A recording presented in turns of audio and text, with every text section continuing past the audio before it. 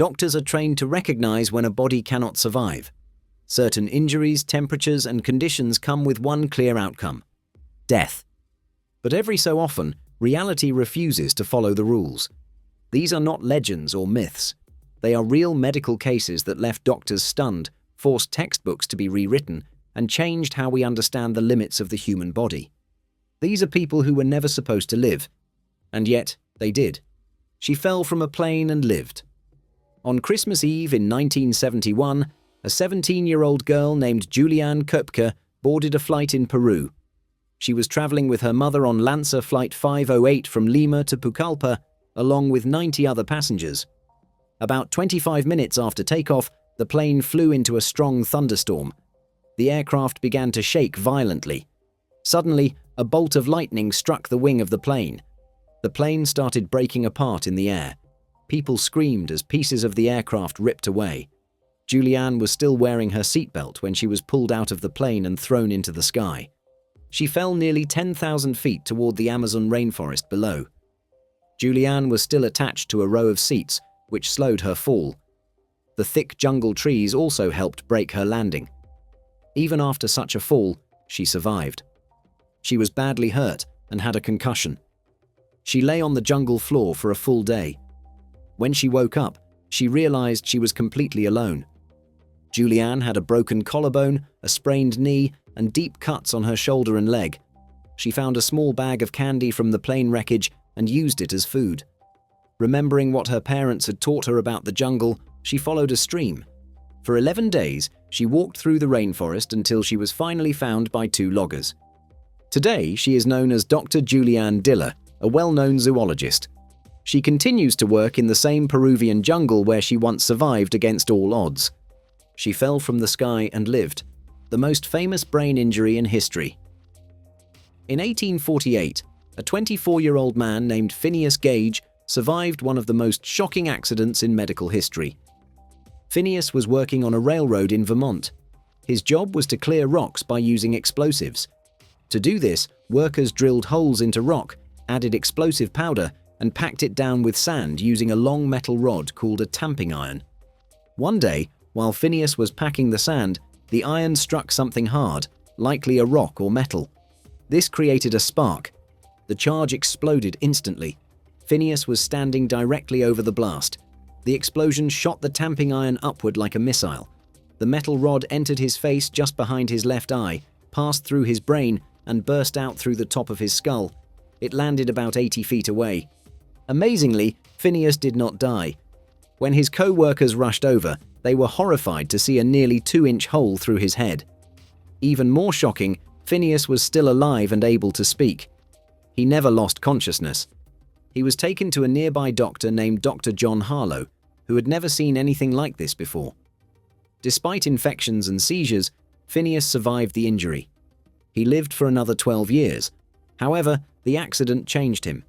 Damage to his frontal lobe affected his personality. According to Dr. Harlow, Phineas became impatient, rude, and used profanity, which he had never done before.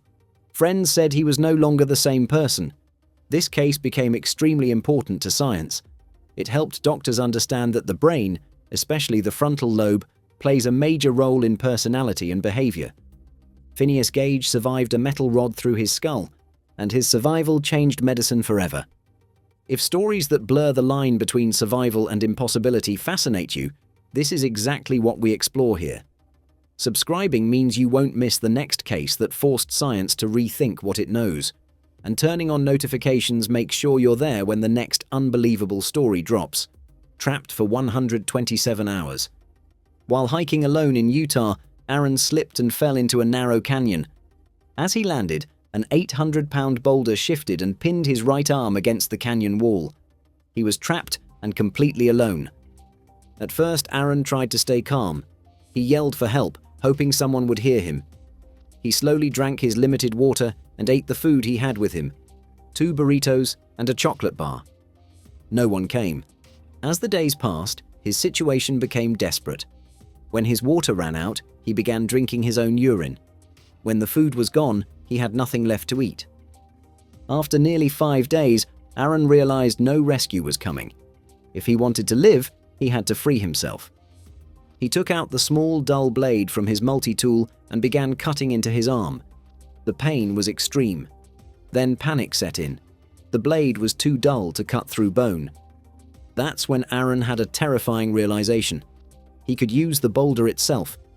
Using all his strength, he twisted his arm against the rock until both bones in his forearm snapped. With the bones broken, he was able to finish cutting through his arm. He made a tourniquet to stop the bleeding and pulled himself free. After being trapped for 127 hours, Aaron stumbled out of the canyon. He was later found by hikers and rescued. Aaron survived. Today, he continues to travel the world, climb mountains, and explore canyons. He also shares his story, reminding people what the human will to survive is truly capable of. The doctor who operated on himself. In 1960, the Soviet Union sent a team to Antarctica to build a research base called Novolazarevskaya. Once the base was finished, the team had to stay there through the long Antarctic winter, completely cut off from the rest of the world. Because help was so far away, the team brought a doctor with them. His name was Dr. Leonid Rogozov. Then the worst thing happened. Dr. Rogozov became seriously ill. He began to feel strong pain in his stomach, along with weakness and nausea. After several hours, he made a terrifying diagnosis. He had appendicitis. If his appendix burst, he could die. There were no surgeons, no hospitals, no way to leave Antarctica. At first, Dr. Rogozov tried every non-surgical treatment he could think of. None of them worked. His condition kept getting worse. That left him with one final option. He would have to operate on himself. Dr. Rogozov asked two assistants to help him. One held medical tools, another held a mirror so he could see what he was doing.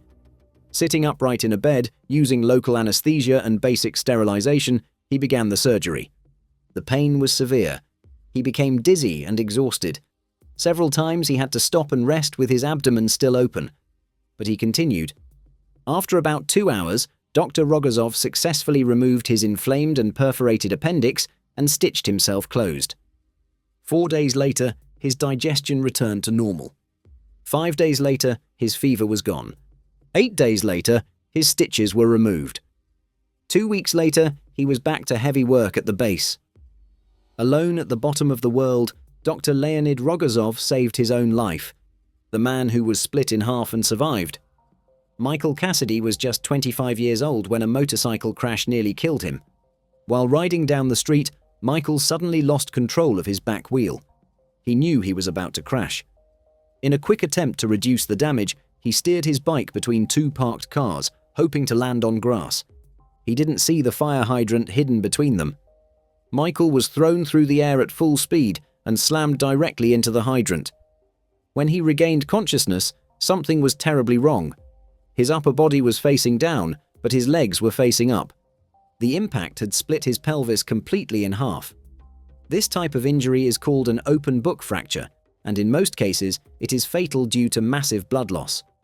By incredible luck, 2 off-duty nurses saw the crash happen. They rushed to help him and called for an emergency helicopter to fly him to the nearest trauma center. At the hospital, doctors acted fast. They inserted a special balloon catheter through an artery in his leg and moved it near his aorta. When the balloon was inflated, it slowed blood flow to his lower body, reducing bleeding and giving doctors time to work. It saved his life. Multiple surgical teams worked together to repair his ruptured bladder, reconnect damaged blood vessels, and rebuild his pelvis using metal plates and screws. After a month of physical therapy, Michael learned to walk again, though he now walks with a limp. He uses an ostomy bag, but he survived. Today, he and his wife have welcomed their first child. Doctors say that without the balloon catheter and massive blood transfusions, Michael would not have lived. His story highlights something critical. In traumatic injuries like this, blood donations can mean the difference between life and death. A single blood donation can help save up to 3 people. Sometimes, survival depends not just on medicine, but on strangers who chose to give. The woman who froze solid and came back to life. In 1999, a woman named Anna Bogenholm was skiing in Norway when she slipped and fell into a frozen mountain stream. The water was icy, and she was quickly pulled under the surface. Anna became trapped beneath the ice. For more than an hour, She was submerged in freezing water. When rescuers finally pulled her out, she showed no signs of life. She was not breathing, had no heartbeat, and was considered clinically dead. Her body temperature had dropped to just 13.7 degrees Celsius, one of the lowest ever recorded in a living human. Most doctors believed she could not be saved, but instead of giving up, the medical team decided to try something never done before. They connected Anna to a heart-lung machine and slowly rewarmed her blood, careful not to shock her system. After hours of gradual warming, her heart began to beat again. Against all expectations, Anna survived. She suffered only minor nerve damage and later returned to a normal life. Her case changed emergency medicine forever. It proved that in extreme cold, the human body can be protected long enough to survive what would normally be certain death. Anna didn't just come back to life, she rewrote the rules of survival. The nose that was leaking the brain. For 2 years, a woman in Nebraska lived with what seemed like a simple problem. Her nose would not stop running.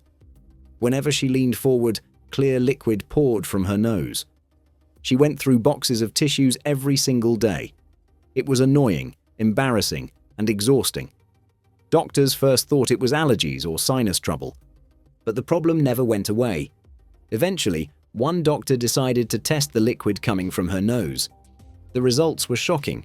It was not mucus. It was cerebrospinal fluid. This fluid normally surrounds and protects the brain and spinal cord. In her case, it was leaking out through her nose. Tests showed high levels of glucose, which confirmed the truth. Her runny nose was actually her brain fluid.